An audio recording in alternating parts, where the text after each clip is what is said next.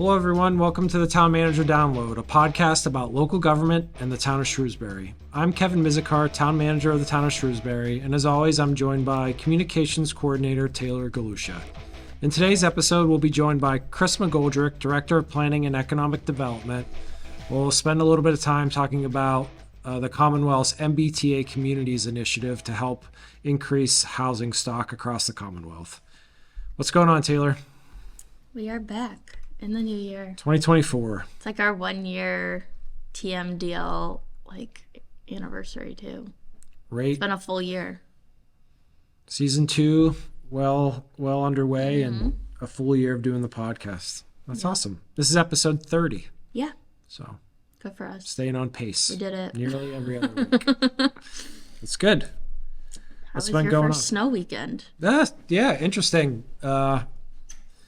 It's definitely been a while since we've had that much snow, at least according to my body, after yesterday, after working to clean things up yesterday. But it's been good. Went skiing on Saturday night before the storm actually started. We didn't know if we were going to get some of the front edge. It was snowing on the way home, but that was a lot of fun. My daughter Ella wanted to try snowboarding this year, so she went all in and fell down a lot first night, but did really good at the end. And Alexa was probably bored because Ella fell so much, but things were good. It was a good trip out, and then I got to have another interesting experience on Sunday after I got everything cleaned up. Alexa and I went out driving, so that's her first real heavy-duty snow driving, which she did great. There's no doubt about it, but there's no control in the passenger seat.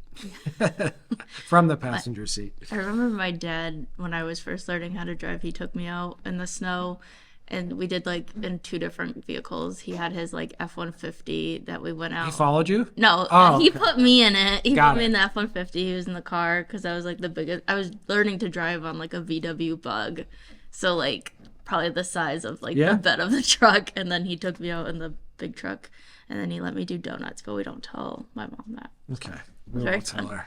I don't know if she listens, so I think I'm still good. Yeah. You can't have that kind of fun in most new cars now. No. Just impossible. Yeah. What have you been up to? I took a week off, which was nice to kind of recoup from the holidays. My sister came home from Ireland, so we hung out. We went up to Maine, which is fun. Nice. Read my first book of the year. Rereading the started and finished in the new year? Jan 1. That's all I did that day. Nice.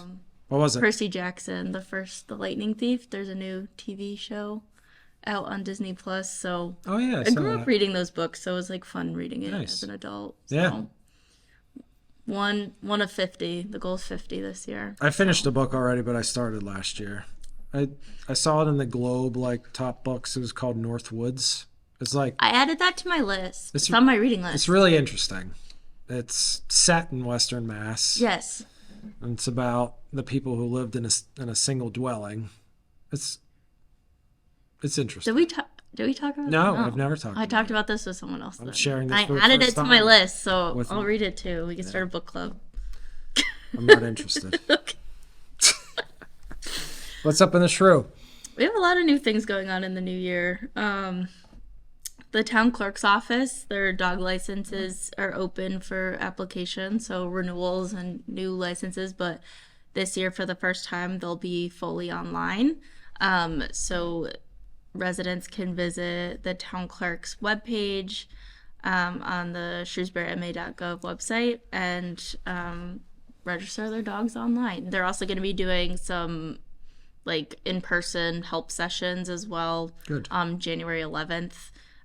At between 8:30 and 10:30, but they have a whole tutorial video up on their site. It's on YouTube. They did a really great job trying to make it as easy as a transition as possible, and from my understanding they've gotten quite a few licenses so far, which is good for them. The senior center, we mentioned it last episode, I think, the Young Adults Helping Out Others program, Yahoo. They're doing those information sessions on January 16th and the 20th.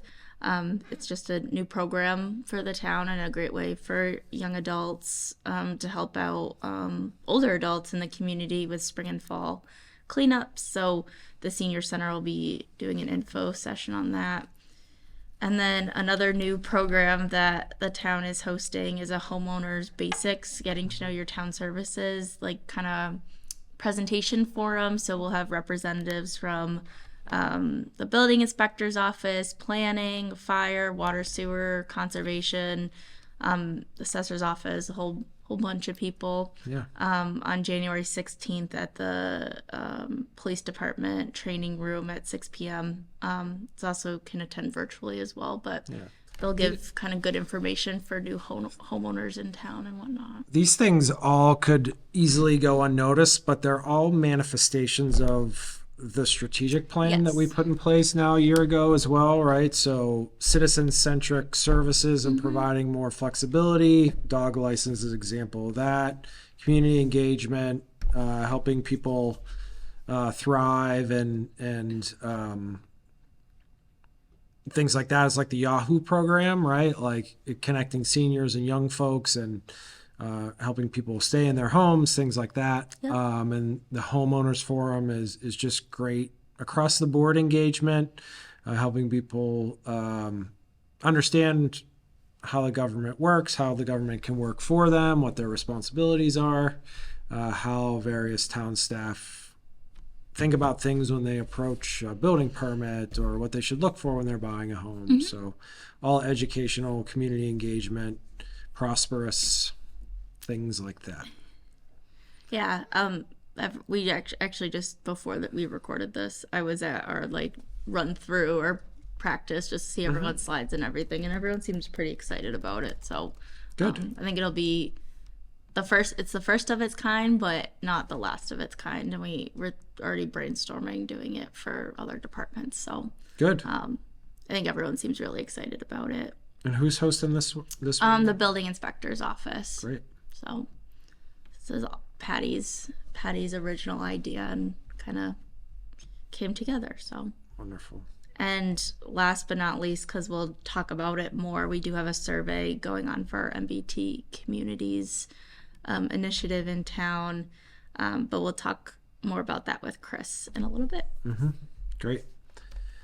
So let's talk about that a little bit before we bring Chris McGoldrick in to join us. So we're going to talk about the MBTA Communities Initiative, which is an initiative of the Commonwealth of Massachusetts, really to increase housing stock. We know a couple things, but we're going to we'll dive deep into it with Chris and focus our conversation there. But we certainly have seen the price of housing continue to go up, basic supply and demand, right? There's not a lot of supply out there in the market. When that happens, the cost often increases. And we've really seen that if folks would go back to the first select board presentation in October, the number of home sales, the number of times homes have turned over in the last 3 years in Shrewsbury is less than half of what it was, from 2022 is half of what it was in the prior years. So nothing's moving in the market. There's not a lot of increased opportunity for new home buyers or people moving into the area.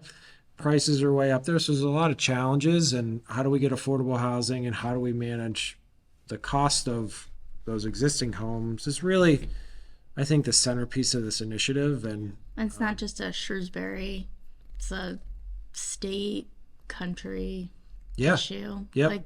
I think it's like a relatable topic of conversation, especially like people my age that are a few years out of school now looking to buy homes. Not a lot of people I know are able to buy homes right now, so it's definitely like a very permanent issue. Yeah. And one of the interesting parts in Massachusetts is we had our number of people moving out of Massachusetts were greater than those moving in, and we still have this housing issue. So it's not like we're a booming part of the country where where people are moving here more than they're moving away. It's actually the opposite according to census data. So it's a big challenge for us to face. So let's bring the expert in on the matter. We'll have the Director of Planning and Economic Development, Chris McGoldrick, join us here on the Town Manager Download. All right, well, welcome, Chris. It's Thank great you. to have you here. We always like to start off. We have a pretty specific topic that we're going to get into. Chris is, of course, a director of planning and economic development with a broad portfolio or broader portfolio of responsibility than we'll actually talk about today. And we can have you back to talk general planning and economic development. But we have a really salient, timely issue to talk about with the MBTA community zoning. But we don't want to skip the most important part with allowing people to get a little bit more familiar with our local government and you personally. So, Chris, why don't you give us a little intro on yourself? Tell us how long you've been with the town and how did you end up in local government and specifically making it into your current position as Director of Planning and Economic Development. Thank you. Yeah, so I was originally kind of right out of planning school, UMass Amherst. I got my master's there, and right out of that, I was given the opportunity to come to Shrewsbury in 2016, and kind of worked with the community there as the assistant town planner. Worked really closely with Kristen Lass at that time, really kind of learning from the kind of conceptual parts of planning school and the realities of a planning department and how that works, and really worked to learn the process that way. From 2016 to 2019, I was the assistant planner. I was then given an opportunity in Grafton to go and be the director of planning there. And did that until just recently I was given the opportunity to return to Shrewsbury, which has been a wonderful experience to come back to a community that I kind of learned the ropes in, and kind of come back as the director in that position. So you've been back with the town since November of 23, I think, right? Correct. Yep. So what drove you to planning though? How did you find that? What was your bachelor's degree in, and then how did you got your master's degree in planning, but what was that thought process for you? Yeah, so my bachelor's was in political science, and I was kind of working with that. I always liked politics and getting into some kind of realm of public service. It has always been a draw for me, but I was having a really kind of a struggle in my bachelor's of finding like where in that realm I wanted to work under, and I took a year off between my undergrad and actually took a course in their regional planning department. It was a master's course as my bachelor's, just to kind of test drive that area. Took it as an elective, and I was able to take a year off of school and work as an intern in my hometown planning office. And from that, I really fell in love with like the planning field and what we do. I really see it as a boots on the ground kind of process where we actually are affecting change and working with the public to develop the initiatives that they want to see. And that's really rewarding to me to see that there is like a lot of kind of results from the work that we do every day. So That's great. Yeah, we'll have to have you back and talk about the short legacy of planning in Shrewsbury and all those things, but we'll save that because we have a lot to talk about with the MBTA communities. Let's just start at the kind of 101 level, Chris. What is the MBTA community zoning initiative mandate at the state level, and what's the intent behind it?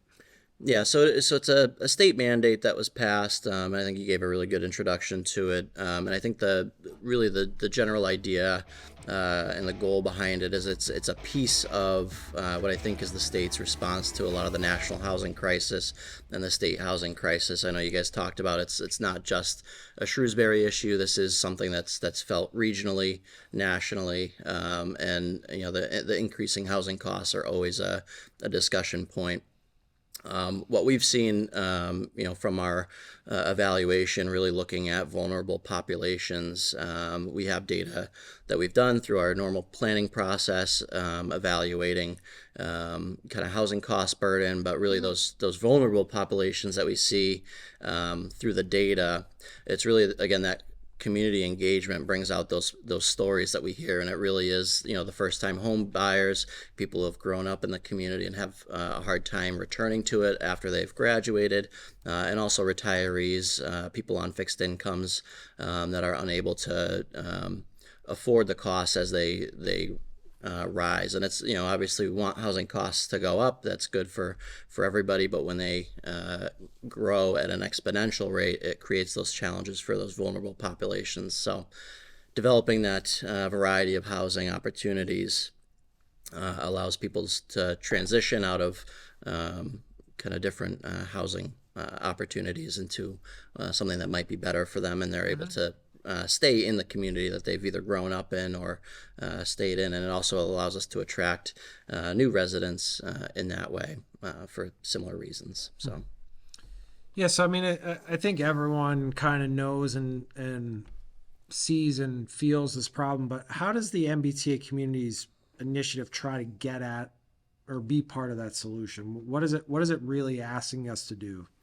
Yeah, and at the basis of it, it's really reducing the regulatory barriers to development of higher density housing, and really looks to focus around transit infrastructure. So that's why it's based off of the MBTA communities, really looking at those corridors and those communities that are a part of that MBTA network, and with that infrastructure more able to provide for the higher density housing impacts. So really, going back to supply and demand, right? So the more houses there are, the lower the cost in theory should be. So this is a zoning initiative, though, right? So to what extent has the state kind of compelled or tried to get communities to move in this direction? And are there horizons or timelines that have been set out there for these homes to be built? Yeah, so it is a state mandate. There's no timeline for the actual development of the housing. There's actually no requirement for the development of the housing. The requirement is for the passage of zoning that allows for potentially the development of that. So again, it's reducing those regulatory barriers by allowing only a limited site plan review for projects of this nature. It does give the flexibility for the community to develop the specifics of that zoning language and tailor it to the community. But in terms of the development of the houses, there's no mandate in space of that. But kind of the carrot or the stick approach, the detriment, I guess, if for non-compliance would be that there is a number of grant opportunities, a significant number of grant opportunities that the town would not be able to pursue, and those are grants that we see that we do regularly pursue for our initiatives. So yeah, there's different classifications for the communities, correct? Like there's the ones that actually have the MBTA lines or stations within it, and then there's communities like us that are technically adjacent. And do they have different requirements based on those categories? That's a great question. So there's two essential categories. There's the MBTA communities, and then what they call is adjacent communities. Shrewsbury is an adjacent community. We don't have an MBTA station within our borders, so we're still mandated to pass the zoning, but where communities that have the MBTA station are required to locate their district within a half mile of that MBTA station. As an adjacent community, we don't have any locational requirements. So we still, obviously, through good planning practices, want to look at infrastructure, both transportation and otherwise, and locate those districts that will be developing in areas that can support it. But we can look at it. We have the flexibility to look at it more broadly throughout the community rather than being within that half-mile radius. There's a bunch of public policy concepts, theories, aspects to the MBTA zoning communities, and going back to the mandate, some communities have tried to quote unquote fight it or stand up against it. It's certainly a mandate. in a home rule state like Massachusetts, you can certainly see communities' concerns with the state coming in and telling us how we have to zone, because that's supposed to be one of the primary local controls and decisions as far as how the community is built out. I will share, I personally, I think there's no reason to fight the state on this, in my opinion. One, we never want to put substantial grant funding at risk that we would be putting at risk. And honestly, we can all see the housing challenges. We know that Shrewsbury is probably one of the most I'll use the term liberal communities as far as not having like very small or very large lot sizes, right? Like folks may have seen the Globe stories, the Boston Globe stories about housing development and how some communities tried to prevent growth, residential growth within their community by creating these large lot size. And Shrewsbury Town Meeting has rejected that every time that's ever come up to them. So despite that, we still haven't met our fair share, our subsidized housing inventory of at least 10%, but the community's really grown.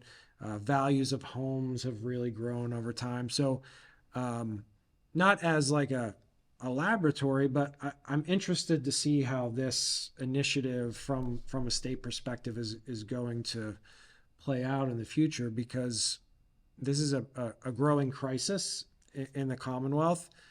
I have kids. You have a young son. Like, what's it going to be like when he's trying to buy a house? Is a starter home going to be, what today's average single family home is in the Commonwealth, which is $600,000? Like, how do these things even work, right? Like, that's impossible for someone starting out, unless we see rampant wage inflation. So that's my little MBTA communities rant. Like, I want to see how this public policy plays out, and every community that has the opportunity to help overcome this grand challenge that we have when it comes to housing should do their role and try to find an all-of-government approach for us. So let's talk about specifically, we have a general understanding of what the MBTA community's mandate looks like. What are we doing here in Shrewsbury to tackle this? How have you led us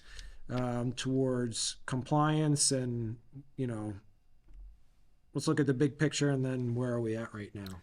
Yeah, and I think kind of to your point, I really think that the overall goal that our department has taken is really looking at this as an opportunity to evaluate how we regulate density in Shrewsbury. We can focus on the negatives of the potential of noncompliance, but really looking at this, I think there is an opportunity to take credit for the zoning that we've already passed that you mentioned that really goes towards these efforts. This isn't a new problem that we've grappled with. It's just a mandate in terms of that problem, and really looking to develop that discussion around density as we grow.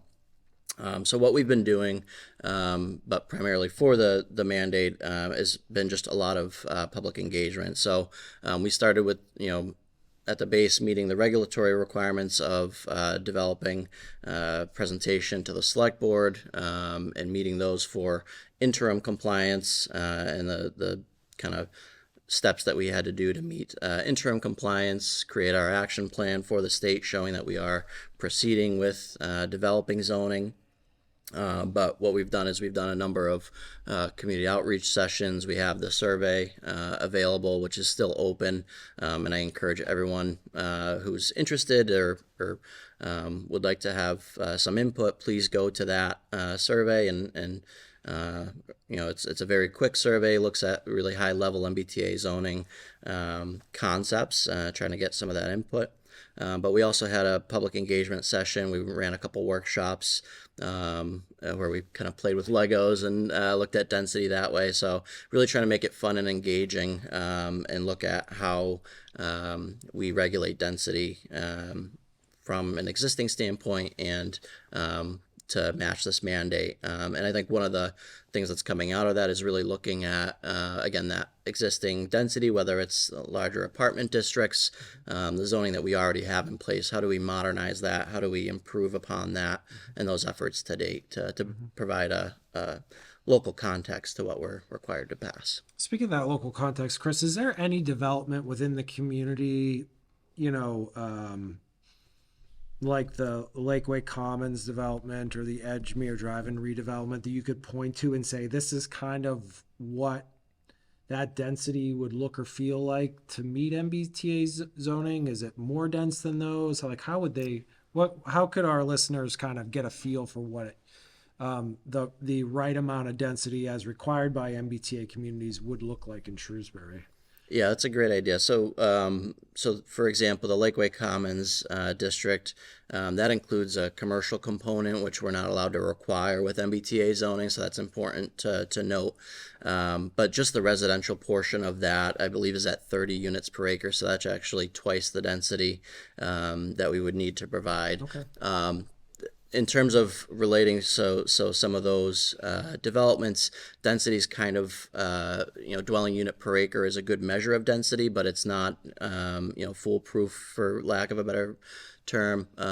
Depending upon unit size and things like that, there's a lot that can be adjusted with dwelling unit per acre. So it depends upon the context of the design guidelines that go along with the zoning. So although we have the 15 dwelling unit per acre requirement, really how we shape those design guidelines are going to shape the feel and the context of the project that we ultimately wind up with. And we do still have that state or the site plan review process, which will help the local board have some action, though limited, in terms of kind of having a voice in that final implementation of any project that does come to fruition. So what type of feedback have you been seeking from residents? What, if anything, have we learned from that? And then how will that be applied moving forward? Yeah, so through the survey and through the community engagement, we've been looking primarily at, again, shaping some of those design guidelines. So looking at what kinds of architectural styles that people like, what types of amenities that they want to see with projects of this scope and scale. What do they find is most important? And then looking at some of the affordability requirements. Is this an opportunity to pursue some of the affordability restrictions that some of these larger developments might be more conducive to developing? We've received pretty varied feedback around a lot of it. And so we're still, again, through that survey, we're still kind of collecting some of that information, and we'll be happy to incorporate that in the final regulations. But this maybe isn't a fair question, but is that a miss with MBTA zoning? Affordability, you just mentioned it. Is there any specific affordability like this is a zoning initiative, right? So is there any component of this that compels affordability and what may need to be developed? So no, so it does remain silent in terms of affordability, and there's no requirement to include an affordability component in the zoning. I do think that that's a bit of a miss here. I think really the impetus for a lot of this mandate, again, is looking at how we're developing housing towards the housing crisis and housing costs. And so I do think in these scales of projects, you're better able to provide some of those affordability options. Not that you can't otherwise, but again, I think this is an opportunity for us to drive some additional affordability in town, really drive for units to be added to our subsidized housing inventory. That gives us benefits from a regulatory standpoint in other areas. So I think it's an opportunity to really provide an environment that's more conducive to that affordability and allow, again, seniors who are looking to downsize or people who are looking to rent or move into this community to have those housing options available, and then providing that affordability restriction just allows to incorporate some of that aspect into the project as well. I'm kind of going deep into my well of my opinion on MBTA zoning, which don't really do on many topics, but I mean, so I understand driving density with housing to increase the availability of housing, but oftentimes that will only result in the development of apartments and housing that will be leased. And throughout this whole beginning of, or, you know, this whole episode, we've talked about affordability from the standpoint of home ownership and things like that. Is there anything associated with MBTA zonings that is going to maybe provide that opportunity for home ownership? I mean, is that within the realm of possibility of what we could see? Yeah, and so from a zoning standpoint, it doesn't look at apartment or condo ownership. So both of those would be available for these types of developments. And we actually have seen proposals in town for some of these higher density condo developments through the 40B process. So I think those are good examples of opportunities that this would provide projects similar to that. Again, those probably are a larger density than what this mandate is required to do. But again, providing that middle housing, I think looking at 1 and 2 family homes as well that could still be built under these regulations. We do have a base requirement for any developments over 5 units or 5 new lots of 10% affordability. So we do have some of that existing in town. And again, this just allows us an opportunity to look at, do we drive additional affordability, whether it's condo or rental, for that these more dense projects as well. Let's just keep you on the hot seat and get into all the hot button topics. What about accessory dwelling units? Is there anything related to that in the MBTA? So yeah, there's nothing nothing related to accessory dwelling units in MBTA. Yep. We did just pass in our town center zoning, allowing for accessory dwelling units. That is something that obviously we've been looking at from our department, and it's a frequent question that comes up. A lot of times, so we do. It's somewhat similar. We do allow for in-law apartments in certain zoning districts. That's obviously a frequent question with those is when they develop them, can I resell it as an accessory dwelling unit? And under our current regulations, we don't. But that is an opportunity we might want to look at in the future for expanding those accessory dwelling units and starting with the town center district, allowing the definition and trying to be a little bit tactical of how we roll that out, I think is part of that process. So we haven't had any projects under that new zoning as of yet. It's still a little bit new in its implementation, but as we see those projects, we'll evaluate if we want to expand that out or change our in-law apartment uses to be a little bit more flexible or inclusive. So what's the path forward here with regards to timeline? What targets are we trying to meet with MBTA zoning, and what can residents who maybe haven't been involved do to be part of the process from here on out? Yep. So December 2024 is the cutoff date. So that is we have to have zoning in place by December 2024 for that mandate or per the mandate. Okay. Again, we've been doing the community engagement process in light of that, targeting for May town meeting to have the zoning developed and proposed. We're kind of in the process of kind of fine tuning and working through the language on that, looking at probably having in March the public hearings for planning board. Obviously that'll be discussed. The planning board process will forward that language to the ZBA. Hoping to have the language at least in a very draft form by February, so that and we'll make that public, obviously, so the community can have input on that as well. So we're kind of really moving into that development phase. Things are going to start moving quickly as we move towards that Maytown meeting to have that proposal. And so that's why it's really important, again, to go to that survey and engage with our office in the development of that language. So you've gotten some good public feedback. You're starting to draft the language for our zoning. Is there when do you get to the where? Where's it going to be? Like what phase will that come out? At what time in this process will folks start to understand how that looks? Yeah, and I think so. We've had some discussions. The public input from that. Our recommendation from a broad stance was looking at where the existing infrastructure is, and looking at where existing dense development already exists. And so that from our public engagement seems to be in line with a lot of the feedback that we've been getting. Seems to be responsive to that as well, to that concept. So really looking at those, just we've been looking at it generally. I think February and March we'll start having kind of some draft maps developed, looking at that.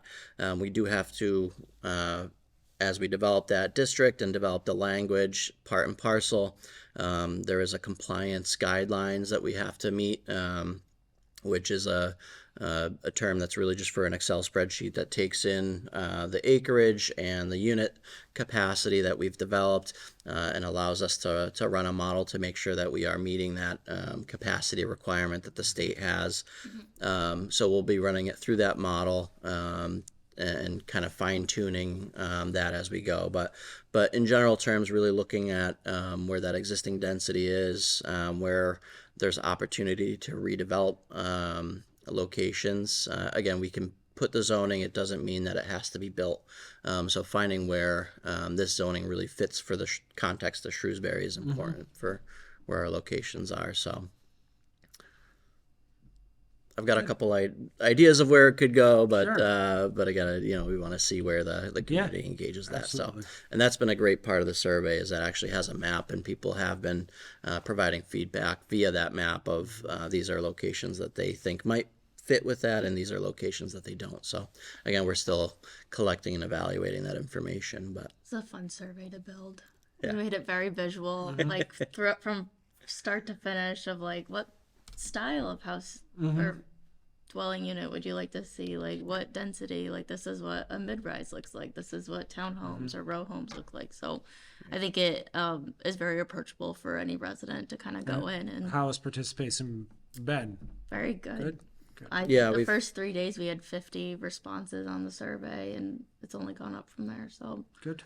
yeah, I think last I saw we were at 81 responses. So we're cognizant that's not a representative of the entire community, but that is a good response rate from traditional surveys. I think our highest response rate was 86 surveys. So that's a great response rate. Obviously, we want to see more, which is how we're always plugging that every chance we get. But yeah. people can access it on the planning page off of the town's website. So it's Yeah, there we've for them. developed it in a way that it provides us an opportunity to get feedback, but I think it also, to your point, kind of gives a little bit of a snapshot into kind of how we're viewing these regulations from a general standpoint as well of what we're looking at. So, yeah. Good. Yeah, I mean, this is a tough project. It's a state mandate. It's got good roots in public policy and trying to handle a challenge. And Chris, I think you did a really good job of laying out probably not probably, but a really good process for the community to go through. Gives town meeting an opportunity to, weigh in without their backs being up against the wall, and be able to think about it. We're doing a lot of upfront community engagement. We've been in the process for a year already at this point. And that participation's really coming to a peak here in the next few weeks as we start to put pen to paper. So I just want to compliment you on really setting up, a really good process to get us through a really challenging initiative. And that's what we do on a day-to-day basis to be the best local government in the world. So thanks for all your work on that. We look forward to seeing the outcomes that will be front and center at the annual town meeting in May of 2024. And then I'm really interested to see what happens with MBTA communities requirements after zoning is put in place. Is there a next step at the state level, or other requirements or sticks or carrots, but probably sticks associated with it in the future. So Some other ways people can engage for the rest of the project. Yeah, so I mean, I always encourage, we're kind of a full service department, so you can stop in anytime and talk with us, send us an email. But again, that survey is going to be, at this point, probably the most opportune way to engage. But definitely feel free to call our office, stop by during regular business hours, and we're happy to engage with the community. As we move into the formal process, again, we'll have that March 7th public hearing with the planning board. We'll probably have some discussion level items, perhaps in the February meeting. But again, we have the project page available, which has on the town website, which has the survey link, but it also has just a wealth of information, all of the kind of steps that we've done so far leading up to it. So it's definitely a great resource for people to go to browse at their own time and kind of get involved and dug in with us on addressing this mandate. So great.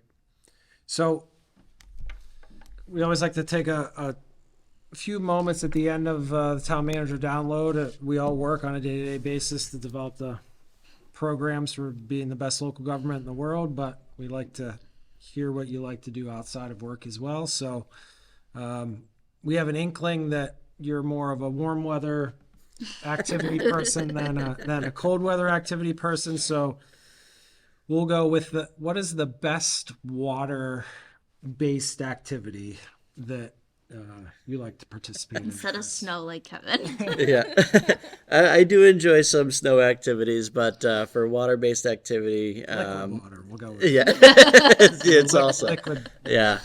As I was shoveling snow yesterday, I was definitely thinking it'd be great to be. Right now. Great to be out in some warm weather. So, we actually, I do a lot of sailing with my family. We're taking lessons at Regatta Point in Worcester. Back a couple years ago, they have some sailing lessons that you can go sign up for.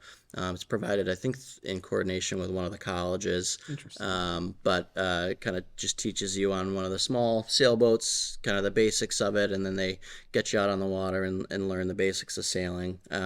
So I've been doing that. My in-laws are very much boaters. That's every weekend. They're of the summer. They're down there in Fairhaven. And so just this last year, we were fortunate enough to be able to purchase our first sailboat. So, wow.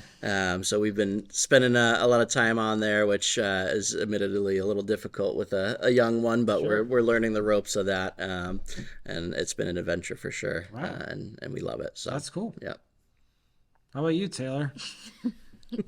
I feel like I'm obligated to say swimming. 'Cause I'm Okay. a swimmer, so Yeah. I'll go with that because I did it for like 16 years. That's true. Yeah. So you were on the swim team Indoor in water. Yep. Connecticut, right? Yeah, I was also a swim team. So yeah, Yeah. it's always been a water baby. Swimmers, retired. Yeah. Nice. Well, that's awesome. Good Do deal. you like to water ski? No, I don't. I'll keep my water activities adjacent to the water. I mean, I like to swim and all that stuff, but probably number one water Just activity walk. being by it. So we can leave it at that for now. But no, that's great. We appreciate you coming in, Chris. Chris McGoldrick's the Director of Planning and Economic Development. He was our guest here today on the Town Manager Download. So we appreciate you coming in. Just a reminder to our listeners, if you have a question or comment, you can reach us at tmdownload@shrewsburyma.gov. On behalf of Taylor Galusha, I'm Kevin Mizikar. Thank you for listening.